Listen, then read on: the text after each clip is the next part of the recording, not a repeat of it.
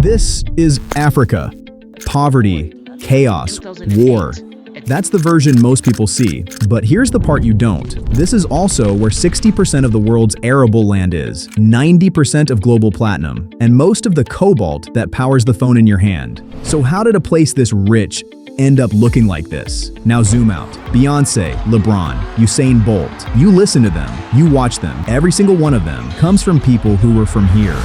Over 300 years, around 12 million people were taken from Africa. But that number is misleading, because what was actually lost was everything those 12 million people would have built. So here's the question.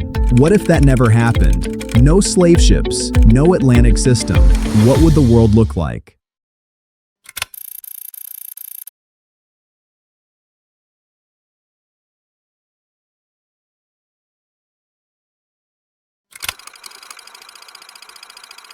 (1415) Ceuta, North Africa. A Portuguese king named João I stands at a crossroads. In our timeline, Portugal keeps going. Ships move south. Trading posts turn into something much darker. And over time, that turned into the worst trafficking ring in human history. Between 1500 and 1900, over 12 million people are forced across the Atlantic, and about 1 in 8 die before they even get there. But imagine this instead. The expeditions are too expensive, too risky, not worth it. So he decided to stop, just like that. No momentum, no network, no system. And that one decision with everything that follows is different. Europe still explores, but it never builds the pipeline.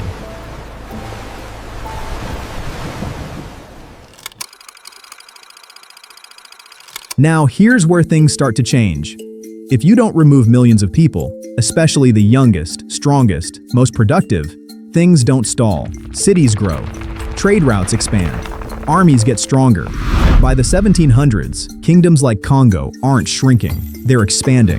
Songhai isn't fading, it's controlling trade across West Africa. And along the coast, Europeans aren't in charge, they're asking for access. And this is the part most people miss. The slave trade didn't just take people, it changed behavior. Communities turned on each other, raids became normal, trust disappeared. Now remove that. No constant fear, no incentive to capture your neighbors. Things don't fracture the same way, so when Europe shows up in the late 1800s, they don't find a blank map. They find borders, armies, leaders who can say no. Now, let's be precise about something. This is not a utopia. Removing external pressure doesn't eliminate conflict, it redirects it.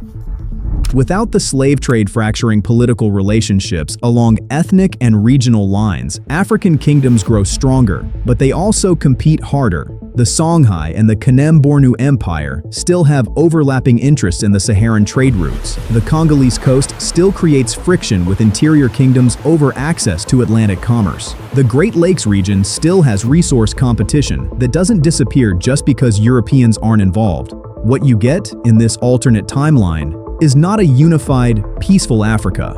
You get something closer to what Europe itself looked like between 1500 and 1900. A continent of competing powers, shifting alliances, periodic wars, and gradual consolidation. Messy, unequal, imperfect. The critical difference is this. In our timeline, African instability was largely manufactured from outside by a system designed to keep the continent extractable. In the alternate timeline, the problems are homegrown, and homegrown problems, historically, are the ones societies eventually learn to solve on their own terms. Now shift to the Western Hemisphere, because this is where the divergence becomes dramatic. European colonies in the Americas had a fundamental problem. They needed labor on a scale that didn't exist locally. Indigenous populations had been devastated by disease, some regions losing up to 90% of their population within a century of contact. European indentured workers were expensive, and their contracts ended. The colonies needed a permanent, large-scale, low-cost workforce. The transatlantic slave trade was the answer to that problem. Remove it, and the entire economic model of the Americas collapses. No massive sugar plantations in Brazil and the Caribbean. no cotton economy in the American South. The colonial economies that do develop are smaller, slower, built on different foundations, which means the wealth that funded the Industrial Revolution in Britain, much of which traced directly back to plantation profits, either doesn't materialize or materializes decades later and smaller. And in the United States specifically, the consequences compound. The institution of slavery was the central fault line of American political life from the founding.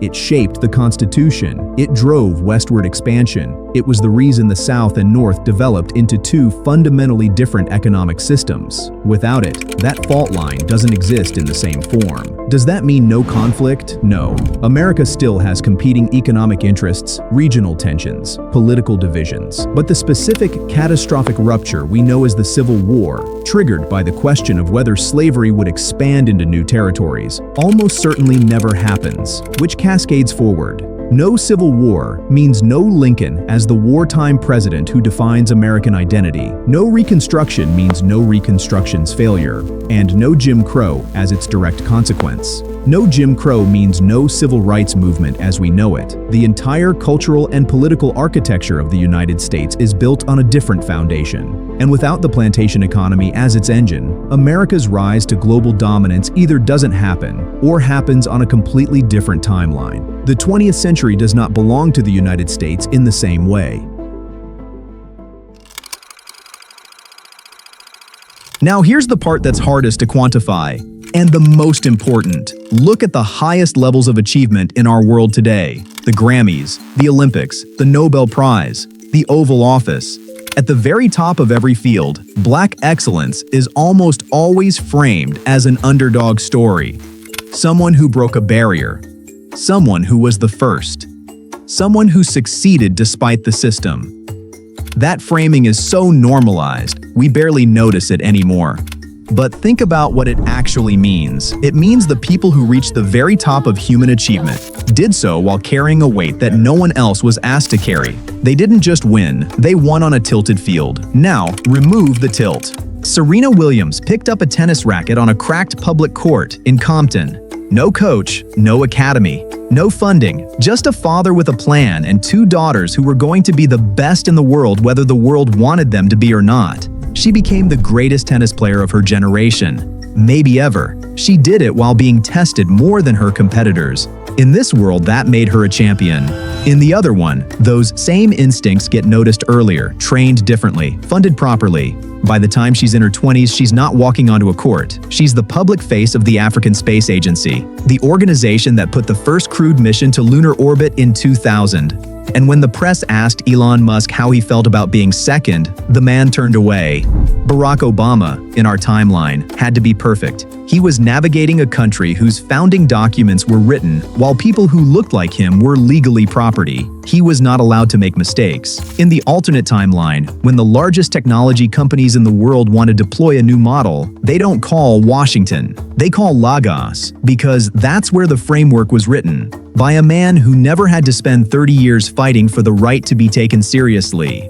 This isn't fantasy. This is just the same talent, the same drive, the same intelligence, in a world that didn't make them spend it on survival first. So what was actually taken? Not 12 million people. 12 million starting points for everything that comes after. The transatlantic slave trade was never inevitable. It wasn't some natural disaster. It wasn't an accident of history. It was a system built on purpose, financed by Europe's biggest and most respected institutions, protected by law for centuries, and so profitable that nobody in power wanted it to stop. When it officially ended 150 years ago, the system didn't disappear. It evolved. The wealth stayed in Europe and America. The political structures it created became permanent. The mindset it left behind became culture. This isn't just a what-if story. Now that we've seen exactly what was taken, not just 12 million people, but every city, every empire, every future that never got to exist, the only real question left is, who is responsible for that?